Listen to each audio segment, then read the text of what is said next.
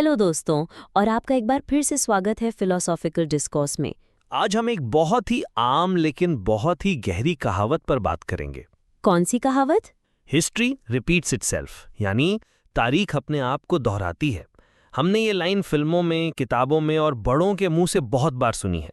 हम देखते हैं कि सल्तनतें बनती हैं और तबाह हो जाती हैं, जंग होती है, शांति आती है और फिर से जंग होती है। तो लगता है कि हम एक ही चक्कर में घूम रहे हैं। हाँ, ये तो बिल्कुल सच लगता है। लेकिन क्या ये पूरा सच है? क्या फिलॉसफी इस बारे में कुछ कहती है? फिलॉसफी इस पर बहुत कुछ कहती है, और इस सवाल के आईने में सबसे अहम नाम 19वीं सेंचुरी के German philosopher George Wilhelm Friedrich Hegel का है। हेगल ने तारीख को देखने का एक ऐसा नजरिया दिया जो इस आम कहावत से बहुत आगे जाता है।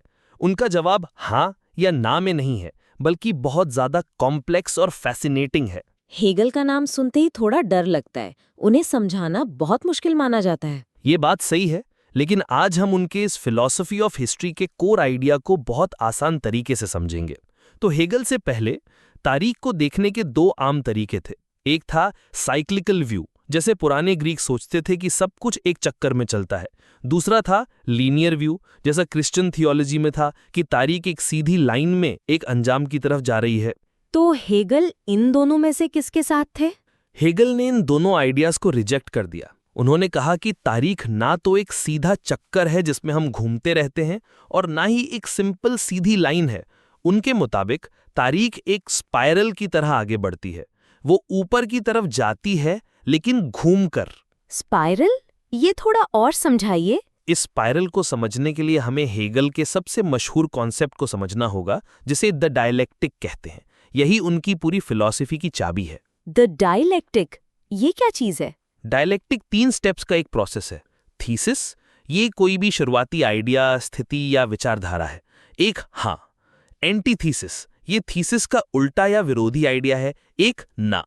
इसके आने से थीसिस के साथ एक टकराव यानी कॉन्फ्लिक्ट पैदा होता है। सिंथेसिस, ये इस टकराव का नतीजा है, लेकिन ये सिर्फ एक समझौता नहीं है।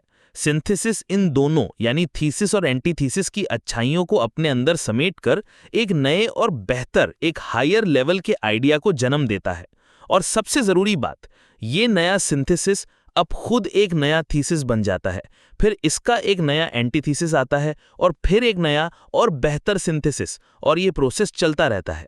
क्या इसका कोई आसान सा एग्जाम्पल दे सकते हैं? बिल्कुल। मान लीजिए किसी पुराने समाज में एक विचारधारा है कि इंसान की कोई अहमियत नहीं, सिर्फ कम्युनिटी या समाज ही सब कुछ है। ये हमारा थीसिस है।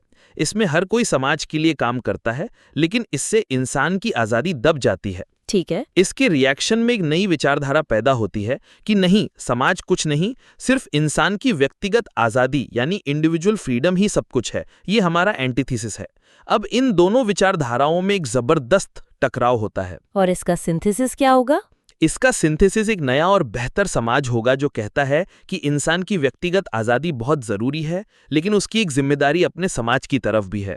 ये एक ऐसा समाज है जिसमें इंडिविजुअल राइट्स भी हैं और कम्युनिटी की भलाई भी है।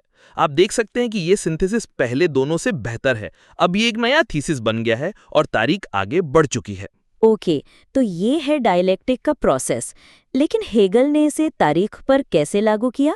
तारीख में ये थीसिस, एंटीथीसिस, सिंथेसिस क्या है? हेगल कहते हैं कि पूरी इंसानी तारीख इसी डायलेक्टिक प्रोसेस का नतीजा है। हर युग यानी एरा एक थीसिस होता है, उसकी कमियों की वजह से एक एंटीथीसिस पैदा होता है, और उनके टकराव से एक नया और बेहतर युग यानी सिंथेसिस शुरू होता है। तो ये जो तारीख आगे बढ़ रही है, इसका कोई मकसद है? हम इस स्पाइरल में ऊपर की तरफ कहाँ जा रहे हैं? यही हेगल का सबसे बड़ा आइडिया है। उन्होंने कहा कि तारीख बेमकसद नहीं है, इसका एक अंजाम है। तारीख असल में गाइस्ट की कहानी है। गाइस्ट, ये जर्मन लफ्ज है। इसका क्या मतलब है? गाइस्ट का मतलब माइंड या स्पिरिट या चेतना है। आप इसे इंसानी की सामूहिक चेतना यानी कलेक्टिव कॉन्शियसनेस ऑफ ह्यूमैनिटी समझ सकते हैं। हेगल के मुताबिक पूरी तारीख इस गाइस्ट की आत्मकथा यानी ऑटोबायोग्राफी है। ये गाइस्ट वक्त के साथ साथ खुद को समझने की कोशिश कर रहा है। खुद को समझने की? क्या मतलब? शुरुआत में गाइस्ट को अपनी आज़ादी का एहसास नहीं था। हेगल एक एग्जाम्पल देते हैं पुराने ईस्टर्न एम्पायर्स का, जैसे पर्शिया। वहां सिर्फ एक आदमी आज़ाद था, राजा, बाकी सब गुलाम थे। ये तारीख का थीसिस था। ठीक है। फिर ग्रीक और रोमन्स आए, उन्होंने कहा कि नहीं, कुछ लोग आज़ाद हैं, जैसे वहाँ के नागरिक आज़ाद थे लेकिन बहुत सारे गुलाम भी थे। ये एंटीथेसिस था, एक बेहतर स्थिति। फिर क्रिश्चियनिटी और जर्मन लोगों के जरिए एक नया सिंथेसिस आया कि हर इंसान फंडामेंटली आज़ाद है। तो तारीख का मकसद आज़ादी को हासिल करना है? बिल्कुल। हेगल कहते हैं the history of the world is none other than the progress of the consciousness of freedom, यानी दुनिया की तारीख आज़ादी की चेतना के विकास के अलावा कुछ नहीं है। गाइस्ट इस डायलेक्टिक प्रोसेस के जरिए धीरे धीरे अपनी आज़ादी को पहचान रहा है और उसे हासिल कर रहा है। इस प्रोसेस में बड़े बड़े लोगों का क्या रोल है, जैसे अलेक्जेंडर, जूलियस सीजर या नेपोलियन? हेगल इन्हें वर्ल्ड हिस्टोरिकल इंडिविजुअल्स कहते हैं। उनका कहना है कि ये लोग सिर्फ अपने लालच या एम्बिशन के लिए काम नहीं कर रहे होते। उन्हें लगता है कि वो अपनी मर्जी पूरी कर रहे हैं, लेकिन अनजाने में वो इस गाइस्ट के एजेंट या हथियार होते हैं। वो तारीख को उसके अगले स्टेज तक धक्का दे रहे होते हैं। जैसे नेपोलियन को लगा कि वो पूरे यूरोप को जीत रहा है, लेकिन हेगल के मुताबिक वो अनजाने में फ्रेंच रेवोल्यूशन के आज़ादी और बराबरी के आइडियाज पूरे यूरोप में फैला रहा था। वो एक एंटीथेसिस ला रहा था ताकि एक नया सिंथेसिस पैदा हो। तो अब हम अपने असली सवाल पर वापस आते हैं। क्या तारीख अपने आप को दोहराती है? हेगल का आखिरी जवाब क्या होगा? हेगल का जवाब होगा कि नहीं, तारीख अपने आप को दोहराती नहीं है, लेकिन वो राइम जरूर करती है। इसका मतलब समझिए, तारीख एक चक्कर नहीं है।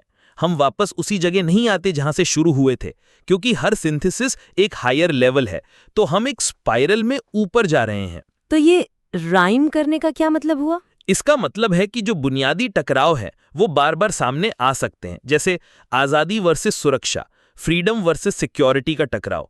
ये टकराव रोमन एम्पायर में भी था, फ्रेंच रेवोल्यूशन में भी था और आज डिजिटल एज में भी है। लेकिन हर बार ये टकराव एक नए ज़्यादा कॉम्प्लेक्स लेवल पर होता है और इसका जो नतीजा यानी सिंथेसिस निकलता है वो पिछली बार से बेहतर होता है। मतलब समस्याएं वैसी ही दिख सकती हैं, लेकिन उनका कॉन्टेक्स्ट और उनका समाधान हमेशा नया और इवॉल्व्ड होता है।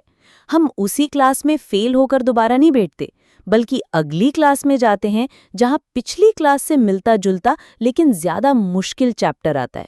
बिल्कुल, आपने बिल्कुल सही समझा। ये बिल्कुल वैसे ही है। तो तारीख रिपीट नहीं होती बल्कि डेवलप होती है, वो आगे बढ़ती है। लेकिन हेगल की इस थ्योरी पर कुछ क्रिटिसिज्म भी तो होगा। ऐसा लगता है जैसे सब कुछ पहले से तय है। हाँ, इस पर बहुत आलोचना हुई है। सबसे बड़ी आलोचना यह है कि हेगल को लगता था कि तारीख उनके अपने दौर में प्रशिया के राज्य में अपने अंजाम पर पहुंच चुकी है। उन्हें लगा कि वहां गाइस्ट ने अपनी पूरी आज़ादी हासिल कर ली है। लेकिन हम जानते हैं कि तारीख वहां रुकी नहीं। उसके बाद 2 वर्ल्ड वॉर्स हुए, कोल्ड वॉर हुई और तारीख अभी भी चल रही है। और ये भी लगता है कि इसमें इंडिविजुअल इंसान की आज़ादी की कोई अहमियत नहीं, वो तो बस गाइस्ट के हाथ की कठपुतली है। ये भी एक अहम आलोचना है। इसे डिटर्मिनिज्म कहते हैं कि सब कुछ पहले से निर्धारित है। लेकिन इन आलोचनाओं के बावजूद हेगल का ये आइडिया कि तारीख बेमकसद नहीं है और वो आगे बढ़ती है, बहुत पावरफुल है। तो इस पूरी चर्चा का सार ये है कि हेगल के मुताबिक तारीख एक चक्र नहीं है, एक स्पाइरल है। ये डायलेक्टिक के जरिए आगे बढ़ती है। इसका मकसद आज़ादी की चेतना को हासिल करना है और ये रिपीट नहीं होती बल्कि इवॉल्व होती है, वो आगे बढ़ती है। बिल्कुल। अगली बार जब कोई कहे कि हिस्ट्री रिपीट्स इटसेल्फ, तो आप कह सकते हैं not exactly. According to Hegel it spirals upwards. ये तो तारीख को देखने का एक बिल्कुल नया नजरिया है। दोस्तों, आप हेगल के इस फलसफे के बारे में क्या सोचते हैं? क्या आपको लगता है कि तारीख एक मकसद की तरफ बढ़ रही है? अपने विचार नीचे कमेंट्स में हमसे जरूर शेयर करें। और अगर आपको हमारा ये पॉडकास्ट पसंद आया हो तो इसे लाइक करें और उन दोस्तों के साथ जरूर शेयर करें जिन्हें हिस्ट्री और फिलॉसफी में दिलचस्पी है। मिलते हैं अगले एपिसोड में एक और सोच को दस्तक देने वाले टॉपिक के साथ।